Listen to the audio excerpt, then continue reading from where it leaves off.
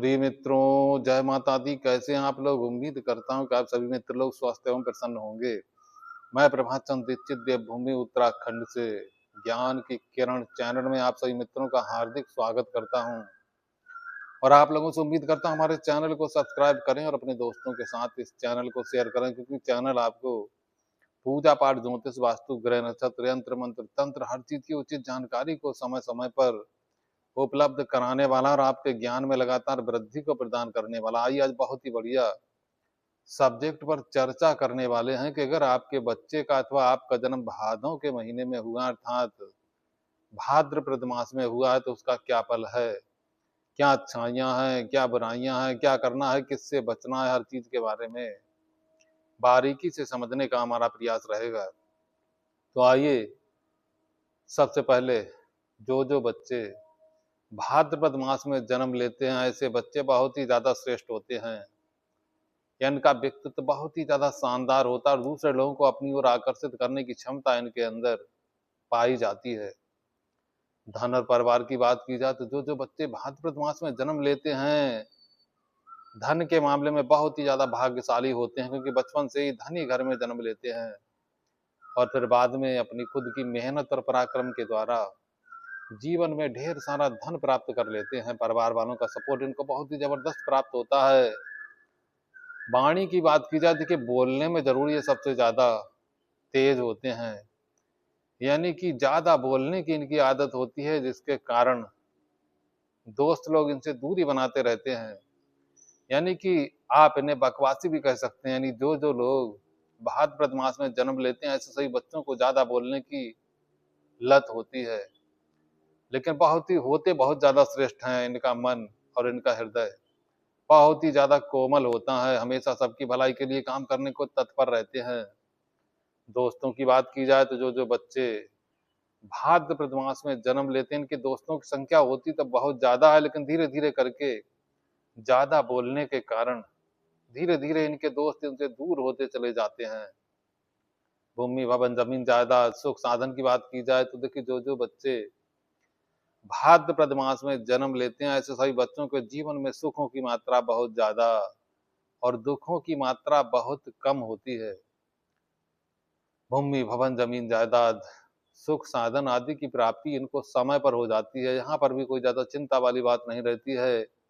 अपनी माता के साथ संबंध इनके बहुत ही ज्यादा श्रेष्ठ होते हैं। अपनी माता पिता की आज्ञा का पालन करने वाले और अपनी माता पिता का हमेशा ध्यान रखने वाले बच्चे भाद्रपद मास में जन्म लेते हैं।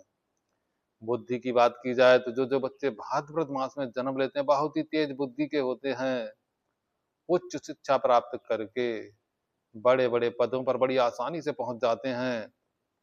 दुश्मनों की बात की जाए तो जो बच्चे भाद्रपद मास में जन्म लेते हैं, ऐसे सभी बच्चों के जीवन में शत्रुओं की संख्या बहुत ही ज्यादा होती है, लेकिन ये अपने पराक्रम और अपने जुझारूपन के द्वारा शत्रुओं को धीरे धीरे अलग करते हुए आगे बढ़ते चले जाते हैं। दाम्पत्य जीवन की बात की जाए तो जो बच्चे भाद्रपद मास में जन्म लेते हैं, इनका दाम्पत्य जीवन बहुत ही श्रेष्ठ होता है। यहाँ पर भी कोई ज्यादा चिंता की बात नहीं होती है। पति पत्नी दोनों मिलकर के काम करते हैं। अगर आपका जन्म भादों के महीने में हुआ है और आप व्यापार करते हैं, तो व्यापार में शुरुआत में काफी परेशानियों का सामना करना पड़ता है। कम से कम 3 साल के बाद धीरे धीरे व्यापार में भी उन्नति करते हुए भादों के महीने में जन्म लेने वाले बच्चे आगे बढ़ते चले जाते हैं। सपोर्ट सिस्टम की बात की जाए तो शुरुआत में इनको सपोर्ट थोड़ा कम मिलता है, लेकिन उसके बाद धीरे धीरे मजबूती की तरफ बढ़ते हुए आगे निकल जाते हैं।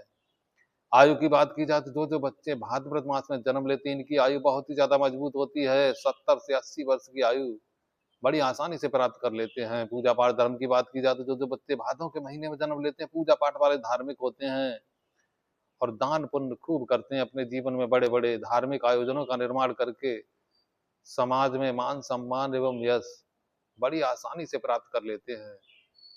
हर धार्मिक कार्यक्रमों में सबसे आगे बढ़ चढ़कर हिस्सा लेने वाले बच्चे भाद्रपद मास में जन्म लेते हैं।